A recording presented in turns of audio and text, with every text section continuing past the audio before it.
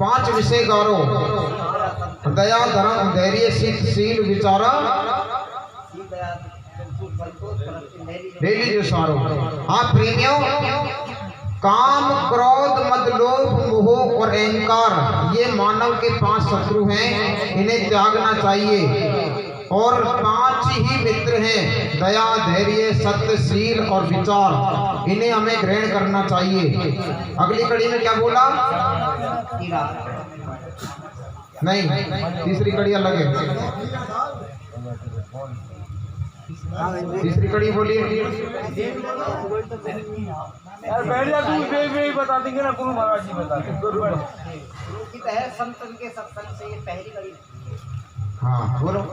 संतन के सत्संग से ज्ञान जन्म से पहली कड़ी थी, ये तीसरी कड़ी है, ये लास्ट की कड़ी है। अच्छा,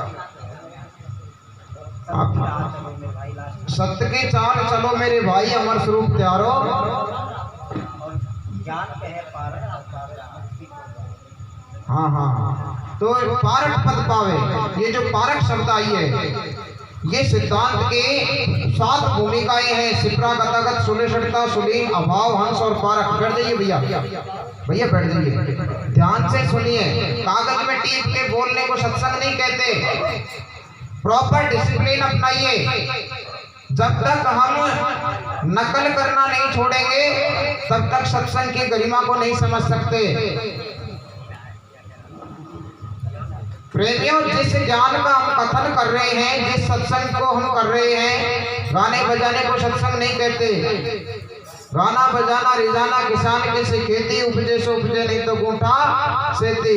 किसान सारी साल मेहनत करता है और अगर ओलावृष्टि हो जाए तो उसका कोई महत्व नहीं है, रिजल्ट 0 निकलेगा। ये गाना बजाना हमारी प्रथम पाठशाला है। 3 प्रकार की वाणियां होती हैं,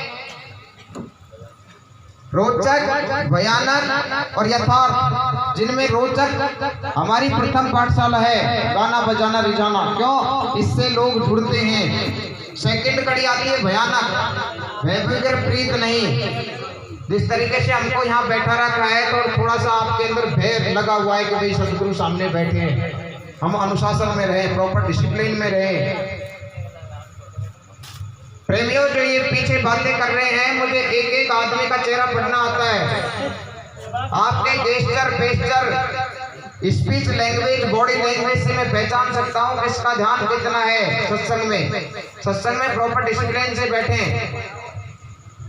तो कहा है कि यथार्थ वाणी, तीसरी जो वाणी है वो यथार्थ वाणी कहलाती है। यथार्थ कहते हैं सार को और असार को पृथक करना।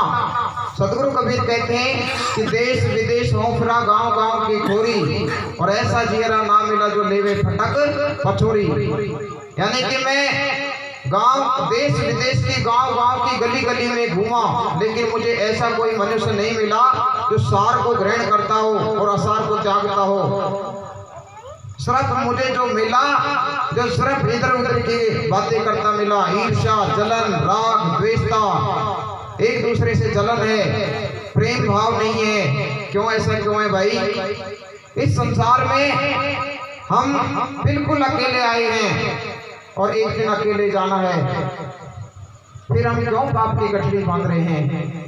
एक दूसरे को काटते हैं, एक दूसरे की टांग पकड़ के खींचते हैं, एक दूसरे से ईर्ष्या रखते हैं, एक दूसरे की जमीन बंटवाते हैं, एक दूसरे को हम नीचे गिराने की सोचते हैं। क्यों? ये ऐसी बातें क्यों हैं हमारे दिमाग में? नहीं प्रेमियों, हम मानव का पद लिए हुए हैं। ये मानव का पद कोई छोटी मोटी हस्ती नहीं है, हमारा शेर का जन्म है, शेर का, और फिर हम गीदड़ बन रहे हैं हमारी चाल से। प्रेमियों, एक गीदड़ एक भेड़ के झुंड में कहीं से एक शेर का बच्चा मिला, और शेर का बच्चा जब आ मिला तो वो भेड़ की संगति करते करते और उसी तरीके से वो चाल चलन में चलता जिस तरीके से भेड़ चलती। भेड़ नीचे गर्दन करके जैसे घास खाती उसी तरीके से वो बच्चा खाता। जैसे भेड़ मैं करती उसी तरीके से वो शेर का बच्चा भी मैं करता। जैसे भेड़ ग्वाले के डंडे सहन करती वैसे ही वो ग्वाले के डंडे सहन करता। एक दिन शेरनी शिकार करने के लिए आई। शेरनी ने देखा कि मेरी प्रजाति का जो शेर है वो भेड़ों की संगति में भेड़ जैसा बन रहा है। ये कितनी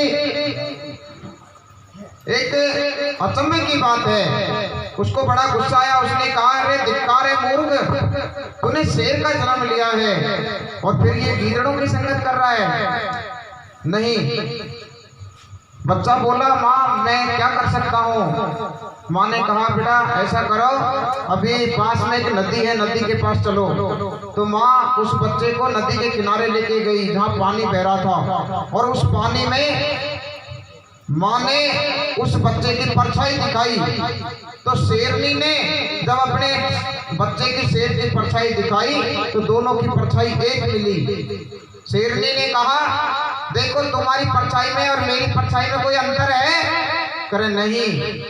तो करे फिर देखो मेरी दाढ़ के आगे पूरे जंगल के एक जानवर कांपता है और तुम्हारी दाढ़ के आगे कोई नहीं कांपता, तुम डंडे सहन करते हो ग्वाले के। क्यों? क्योंकि तुम में विवेक नहीं है, क्योंकि तुम्हारे अंदर समझदारी नहीं है। मरते मरते जग मुआ मुआ ना जाना, कोई ऐसा हो कि ना मुआ जो भौर न मरना होए। मरते मरते जग मुआ भौर ने किया विचार, और एक शाणी अपनी परवश मुआ संसार। यानी कि एक समझदारी के बगैर तुम एक दूसरे के गुलाम हो। तो जब बच्चे ने अपनी परछाई देखी तो उसे लगा कि मैं शेर हूँ। फिर माँ ने उसे दौड़ना सिखाया।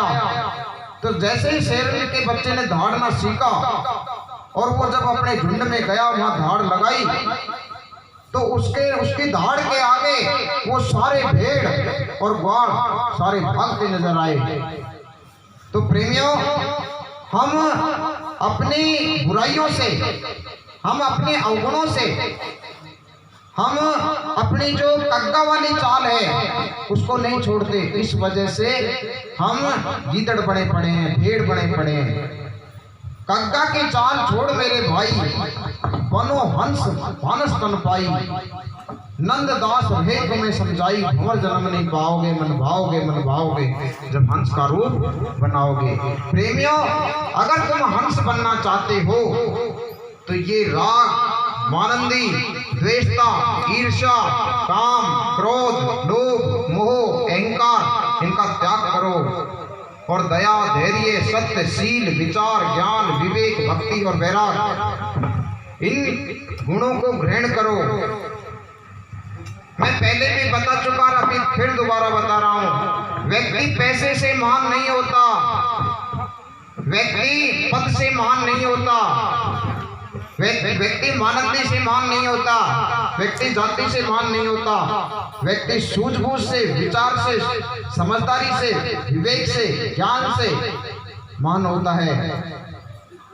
हमारी जितनी भी नकारात्मक सोच है, बुरे विचार हैं, उनको अच्छे विचारों में बदलो जिससे कि तुम हंस बन सको।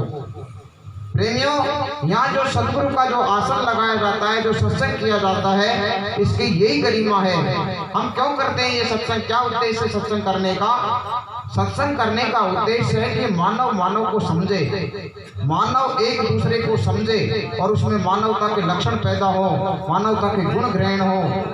आज हमारे बच्चों को शिक्षा नहीं है, इन बच्चों को शिक्षा ग्रहण करवाओ। यही सत्संग है, असली सत्संग। ये तुम्हारे जीते जागते भगवान हैं। ये जितनी भी जीती जागती जो मूर्ति बैठी हुई है, ये प्रेमियों परमात्मा का दर्जा है। इससे बड़ा और कोई परमात्मा नहीं है। आज हम इन बच्चों का अच्छी शिक्षा देंगे बच्चों को, तो ये कल को हम सोना उगलेंगे। ये 50,000 रुपए महीने लाएंगे, अधिकारी बनेंगे, तो यही आपका भविष्य बनेंगे। तो इसलिए अपने रास्ते को क्लियर करके चलें, मानव के गुणों को ग्रहण करें, मानव के लक्षण को ग्रहण करें, आगे प्रोग्रेस का रास्ता अपनाएं। इतना ही कहकर मैं मेरी वाणी को विराम देता हूँ। बोले सतगुरुदेव की जय। और ये भैया को तहे दिल से धन्यवाद मेरी ओर से।